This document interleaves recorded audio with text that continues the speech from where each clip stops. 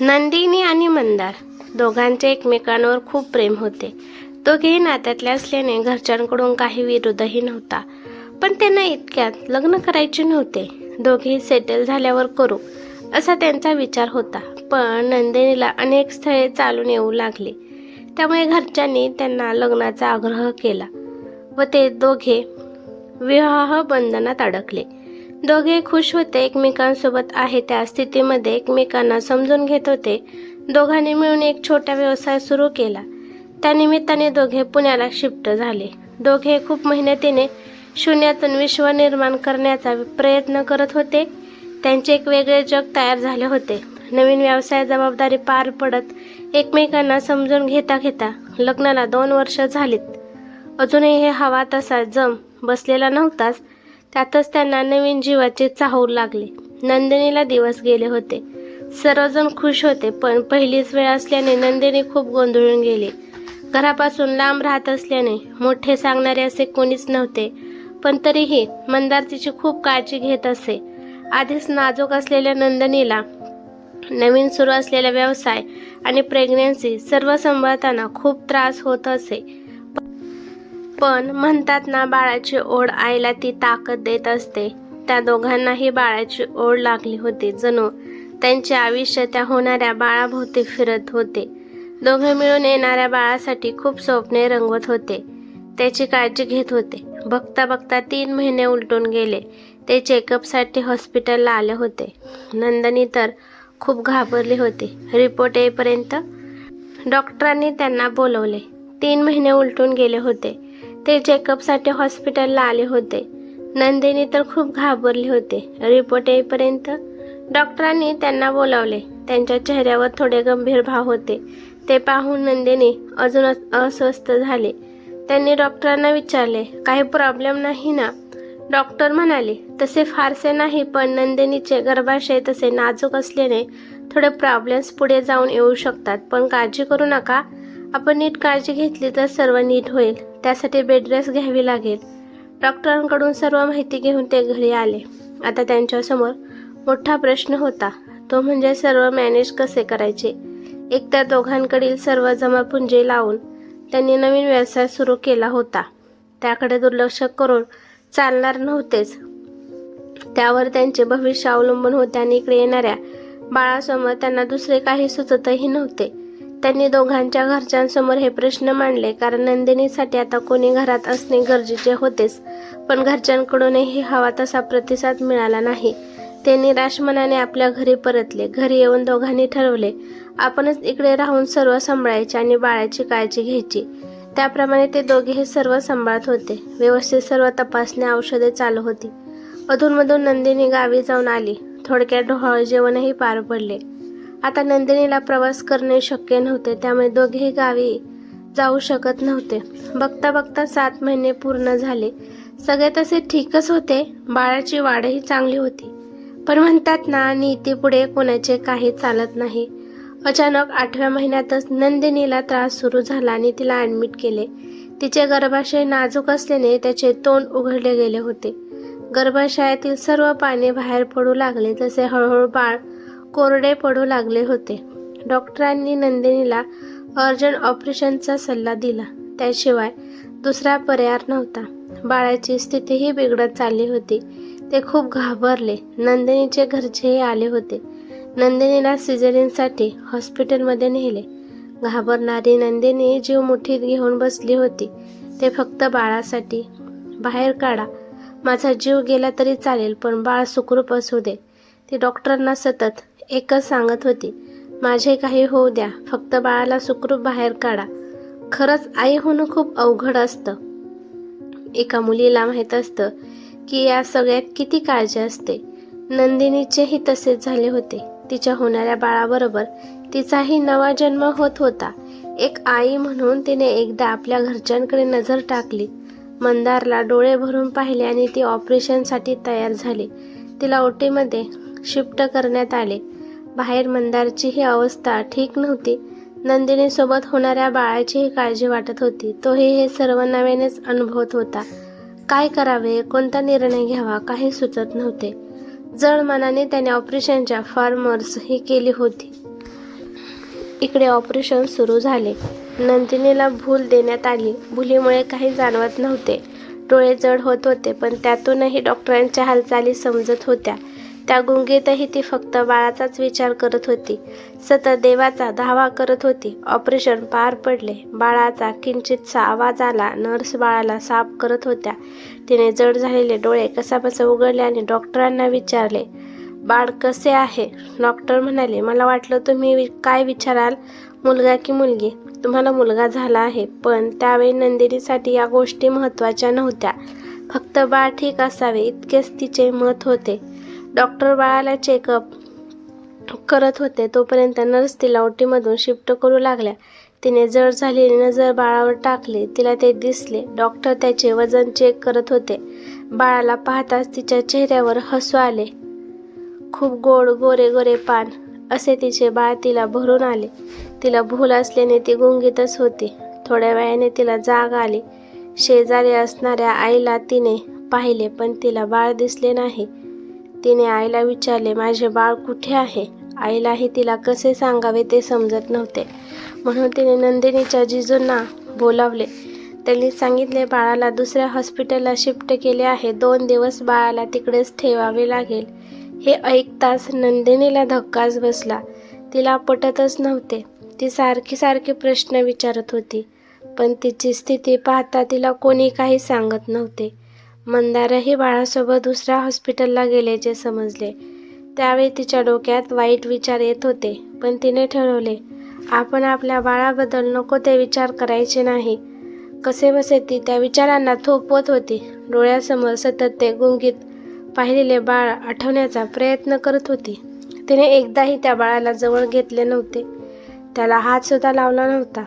तिला एकदा त्याला डोळे भरून पाहायचे होते. त्याला छातीशी धरून तृप्त व्हायचे होते. ते आई पण अनुभवायचे होते. इतक्या महिन्यापासून लागलेली ओढ त्याला उराशी कवटाळून शांत करायची होती, पण ते तिथे नव्हतेच.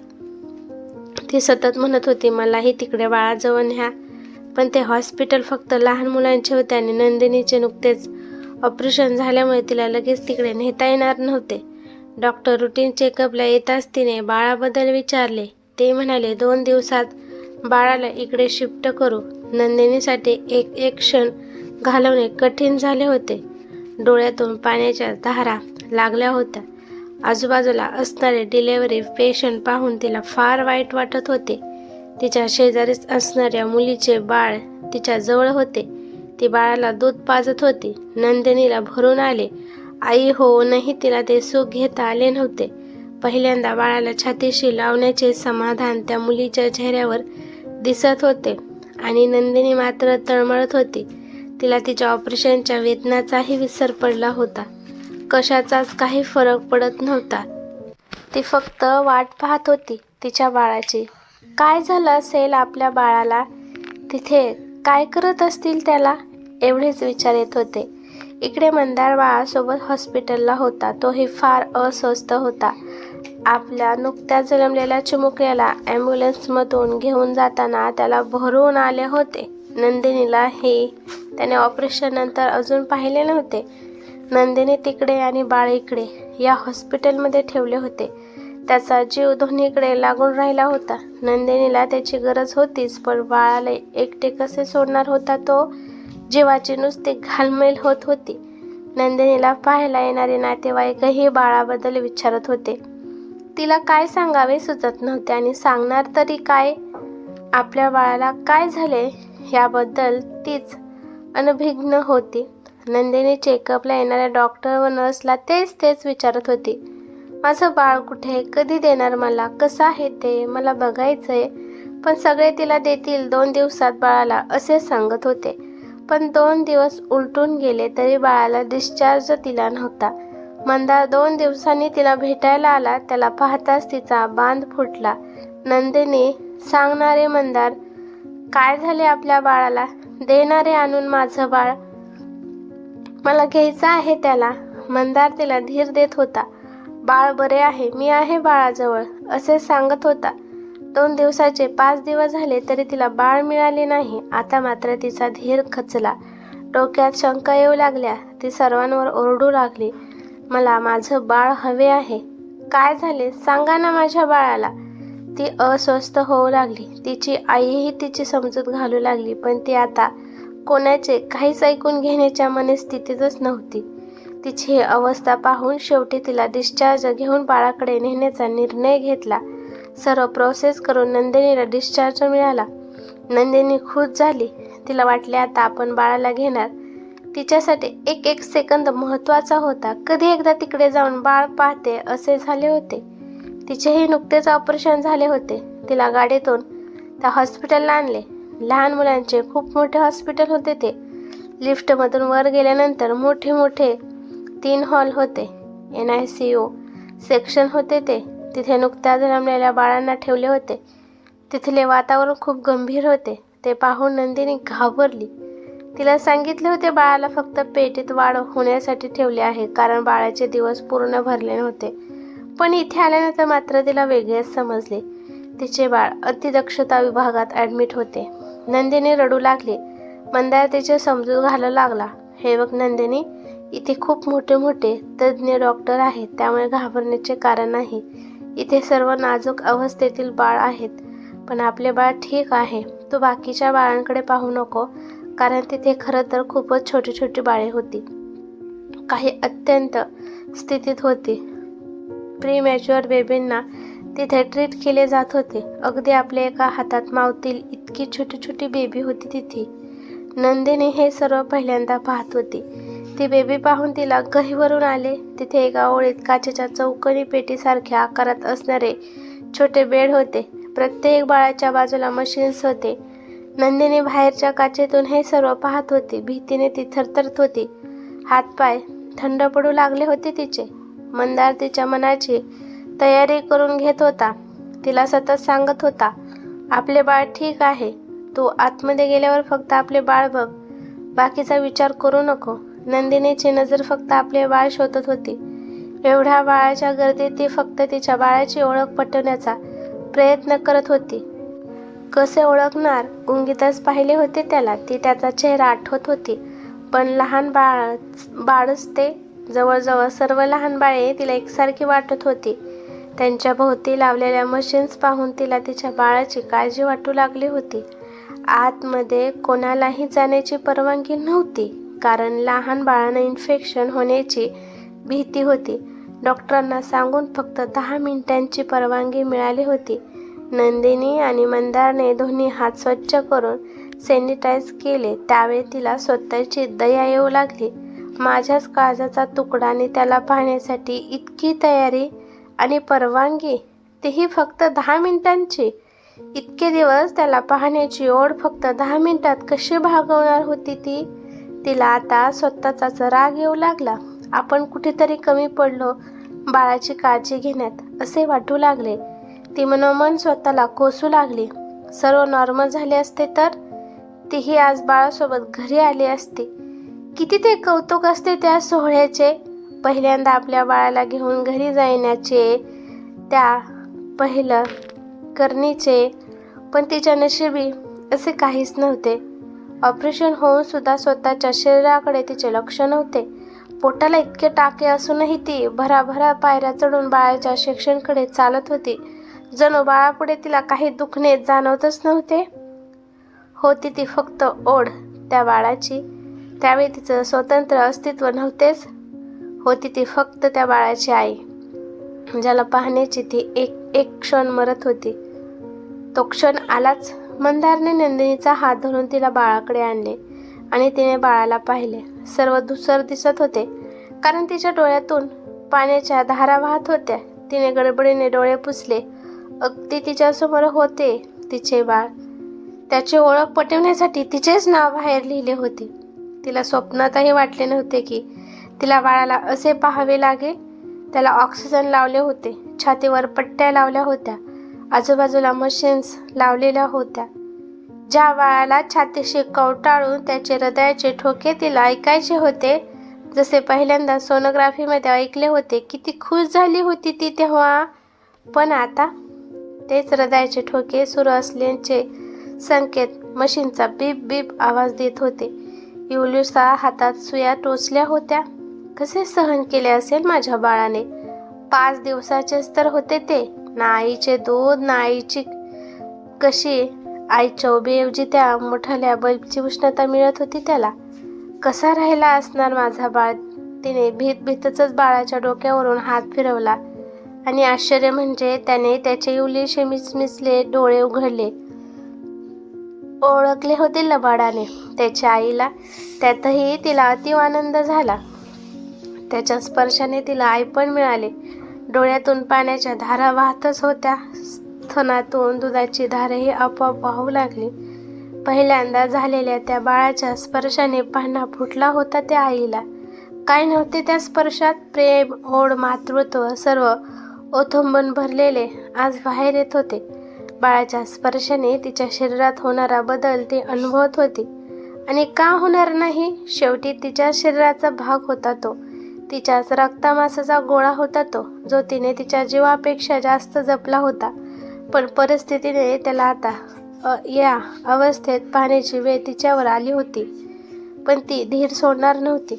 तिला बाळाला कुशीत घ्यायचे होते, पण त्याची अवस्था नाजूक असल्याने जास्त वेळ तिथे कोणालाही थांबवत नव्हते.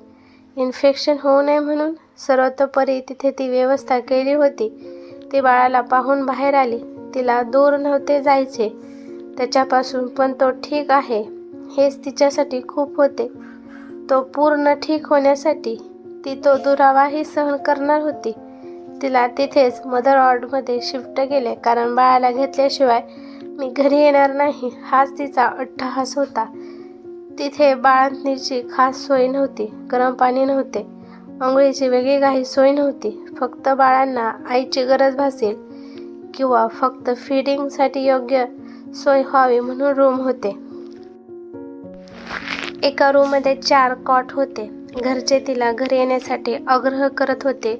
घरून येऊन जाऊ करू म्हणत होते, कारण तिचीही अवस्था नाजूक होतीच. पण तिला ते मान्य नव्हते. तिच्या सोयीपेक्षा तिला बाळ समोर असणे महत्त्वाचे होते. आजचा 5वा दिवस होता. घरी बाळाची 5वी पुंजली होती. नंदिनी हॉस्पिटलमधूनच सटवाईला हात जोडून प्रार्थना केली. आई, माझ्या बाळाच्या नशिबात दीर्घ आयुष्य लिही. हवे तर माझे उरलेले आयुष्य त्याला दे, पण त्याच्या आयुष्याची दोरी बळकट कर. या सर्व यातनेतून त्याला लवकरात लवकर बाहेर काढ. बाळावर उपचार सुरूच होते, पण आता तिला एक समाधान होते की ते तिच्या नजरेसमोर होते. नंदिनी आणि मंदार दोघेही आता हॉस्पिटलमध्ये थांबले होते. बाळाजवळ जाण्याची परवानगी नव्हती. फक्त बाहेरूनच जी काही मेडिसिन लागतील ती द्यावी लागत होती. दिवसातून एकदाच बाळाजवळ जाण्याची परवानगी होती, तेही फक्त 5-10 मिनिट. फक्त आईनेच. बाळाला डायरेक्ट स्तनपान अजून सुरूच नव्हते. फक्त दर 2 तासांनी आईचे दूध एका वाटीमध्ये काढून द्यावे लागे. ते दूध छोट्या सिरिंजमधून बाळाच्या तोंडात दिले जात होते, कारण ते बाळ नॉर्मल बाळाच्या तुलनेत वजनाने कमी होते. अगदी मोजून मापूनच बाळाला दूध दिले जात होते.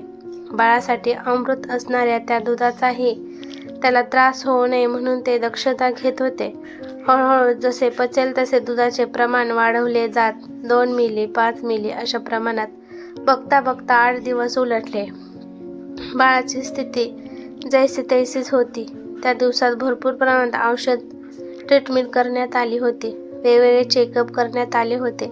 रक्त तपासणी केली जात होती. या ढिसाळ्यात त्या बाळाचे खूपच हाल होत होते आणि ते सर्व पाहून नंदिनी आणि मंदारही खचत चालले होते. मंदारही त्यातून हलू शकत नव्हता, कारण बाळाला लागणारी औषधे कधी बाहेरूनही आणावी लागत. कधी कधी इमर्जन्सीमध्ये बाळाला तपासणीसाठी न्यावे लागायचे. रोज सकाळी डॉक्टर राऊंडनंतर डॉक्टरांना भेटून बाळाच्या कंडिशनबद्दल माहिती घ्यावी लागे. तिथे फक्त बाळाच्या आईवडिलांनाच थांबावे लागत. त्यामुळे मंदारही तिथेच थांबला होता. त्याला रात्री बाहेर लॉबीमध्ये झोपावे लागायचे, कारण पुरुषांना आतमध्ये थांबण्याची परवानगी नसे. पण त्यालाही आता फक्त बाळ महत्त्वाचे होते. डॉक्टर राऊंडनंतर मंदार डॉक्टरला भेटला. डॉक्टर म्हणाले, बाळाचे वजन हळूहळू कमी होत आहे. त्यावर उपाय म्हणून त्यांनी नंदिनीला रोज 2 तास आतमध्ये येऊन बाळाला तिच्या शरीराची ऊब देण्यास सांगितले, कारण आईच्या उभेमुळे बाळ पोसावतेच. नंदिनी खुश झाली. त्यानिमित्ताने ती बाळाला जवळ घेऊ शकणार होती. आज पहिल्यांदा डॉक्टरने तिच्याकडे बाळाला दिले. तिने हळूच बाळाला घेतले आणि छातीशी कवटाळले. ते बाळ खूप अशक्त होते. त्याचा नीटसा आवाजही बाहेर येत नव्हता. पण पहिल्यांदा ते आईच्या कुशीत निवांत विसावले होते. कित्येक दिवसांनी नंदिनीच्या चेहऱ्यावर समाधान होते. बाळ पहिल्यांदा तिच्या कुशीत होते. ती बाळाला अगदी टक लावून पाहत होती. त्याचे डोळे, नाक कसे आहे, कोणासारखे दिसत आहे, हे माझ्यासारखे की मंदारसारखे, त्याचे पाय, त्याचे हात, सर्व काही ती बारकाईने पाहत होती. असं वाटत होतं त्याला उराशी बिलगावे. पण ते इतके नाजूक होते की तिला तिच्या भावनांना आवर घालावा लागला. बाहेर आल्यानंतर तिला तीच उत्सुकता मंदारच्या चेहऱ्यावर दिसली जी आतापर्यंत तिच्या चेहऱ्यावर होती. तोही तिला तेच प्रश्न विचारत होता जे इतके दिवस तिला येत होते. मंदार हे भावुक होऊन विचारत होता. मंदार म्हणाला, घेतलंस तू बाळाला? कोणासारखे दिसते, माझ्यासारखे की तुझ्यासारखे? नक्कीच माझ्यासारखे असणार माझे बाळ. कसे वाटले त्याला हातात घेतल्यावर? मंदार भावुक झाला होता. नंदिनीला आज त्याच्यातल्या बाबाचे दुसरे रूप दिसले. इतके दिवस तो खंबीर होऊन बाळासाठी या सगळ्या गोष्टी करत होता. नंदिनी तर रडून आपले दुःख व्यक्त करत होती, पण तो तर तेही करू शकत नव्हता. त्याने पण तर अजून बाळाला घेतले नव्हते. तो पहिल्या दिवसापासून बाळासाठी हॉस्पिटलच्या बाहेर थांबून होता. हॉस्पिटलचे बिल, बाळाचे मेडिसिन, बाळाचे रिपोर्ट या सगळ्यासाठी वणवण करत होता. नंदिनीलाही सावरत होता. पण त्याचे काय? जितके दुःख आई म्हणून नंदिनीला होते तितकेच तळमळ त्यालाही होत होती. बाळाचे हाल त्यालाही बघवत नव्हते.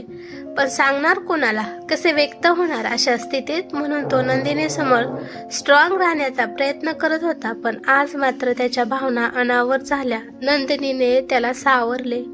रोज सकाळी डॉक्टरचा राऊंड झाल्यानंतर मंदार डॉक्टरना भेटून बाळाची अवस्था समजून घेत होता. रोज काहीतरी नवीन कॉम्प्लिकेशन असायच्या.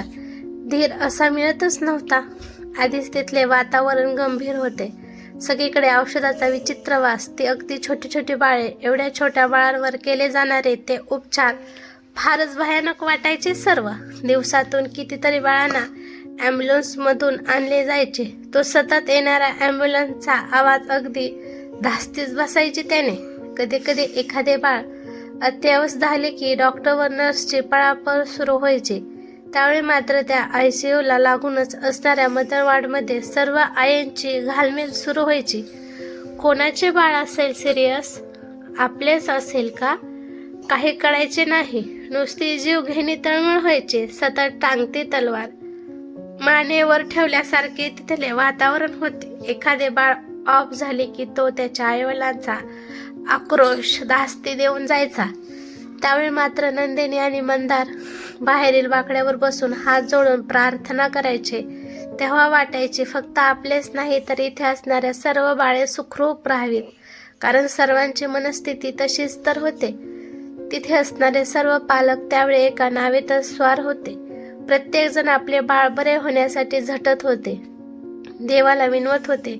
नंदिनीच्या घरच्यांनी देवाला साकडेच घातले होते बाळासाठी. तिच्या बहिणीने तर इतके नवस बोलले होते त्या बाळासाठी. दवा किंवा दुवा कोणतीही मात्रा लागू पडू दे आणि बाळ तेथून सुखरूप बाहेर पडू दे, इतके सर्वांना वाटत होते. तिथे सर्व नुकतीच जन्मलेली बाळ असल्याने बाळंतींसाठी रूमची सोय होती. पण मंदारला मात्र रात्री हॉस्पिटलच्या बाहेरील व्हरांड्यातच झोपावे लागे. एका रात्री 12 वाजताच एका वॉर्डबॉयने मंदारला उठवले. मंदार घाबरलास. त्याने डॉक्टरांनी अर्जंट आतमध्ये बोलवलेले सांगितले. मंदारला समजत नव्हते अचानक काय झाले. बाळ तर ठीक असेल ना? त्याच्या अंगात आतपर्यंत जाण्याचे त्राणही नव्हते. डॉक्टरच्या केबिनपर्यंतचे अंतरही त्याला किती कोस आहे असे वाटले. कसाबसा तो आतमध्ये जाऊन डॉक्टर समोर बसला. काय ऐकायला मिळते हीच भीती होती. डॉक्टरांनी बाळाची तब्येत बिघडल्याचे सांगितले. नंदिनीला बोलावण्यात आले. ती तर हे ऐकून पार कळून गेली. तिथेच मटकन खाली बसली. डॉक्टरने बाळाला अर्जंट एक इंजेक्शन द्यावे लागेल असे सांगितले, ज्याची किंमत 11,000 रुपये इतकी होती. ते अर्जंट आणावेच लागेल असे सांगितले. आतापर्यंत 1,00,000-2 लाख रुपये संपले होते त्याचे. पण तरीही कुठे आशेचा किरण दिसत नव्हता. पण त्यांनी बाळाची आस सोडली नव्हती. रात्रीचे 12 वाजून गेले होते. काय करायचे आता, कारण त्याच्याकडे आता इतके पैसे ही जवळ नव्हते. शेवटी नंदिनीच्या घरी फोन केला. इतक्या रात्री मंदारचा फोन आलेला पाहून तेही घाबरले. त्याने सर्व कंडिशन सांगितली. रात्रीच्या वेळी पैसे मिळणं कठीण होतं, पण ती वेळ महत्त्वाची होती. नंदिनीच्या जिजूंनी अरेंजमेंट केली व सगळे पटकन हॉस्पिटलला पोहोचले. डॉक्टरच्या ओळखीने अर्जंट बाहेरून इंजेक्शन मागवले व बाळावर उपचार सुरू झाले. नंदिनी आणि मंदार जीव मुठीत घेऊन बाहेर बसले होते. घरचे त्यांना आधार देत होते. अशी वेळ कुणावर आपल्यावर येईल असे त्यांना वाटलेही नव्हते.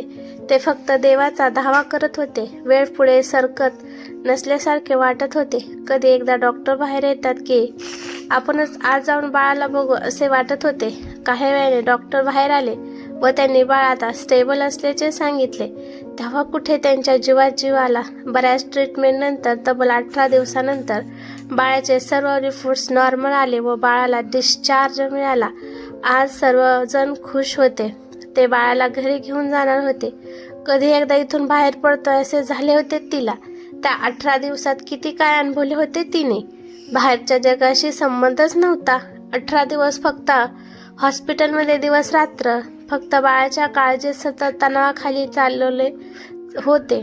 हॉस्पिटलमध्ये दिवस रात्र फक्त बाळाच्या काळजीत सतत तणावाखाली दिवस चालवले होते.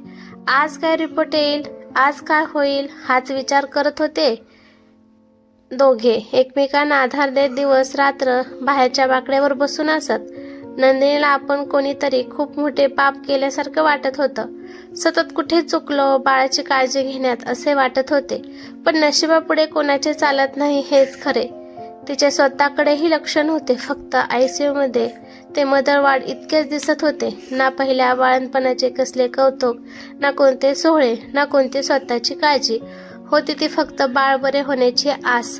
खूप मोठ्या परीक्षेतून पार पडल्यासारखे वाटत होते तिला. देवाने त्यांचे ऐकले.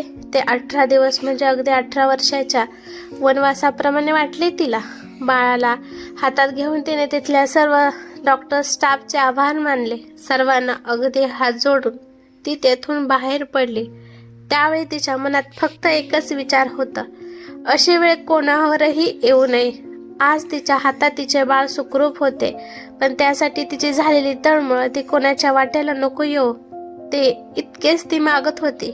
कारण होताच तितका वेदनादायी तिचा आई होण्याचा प्रवास.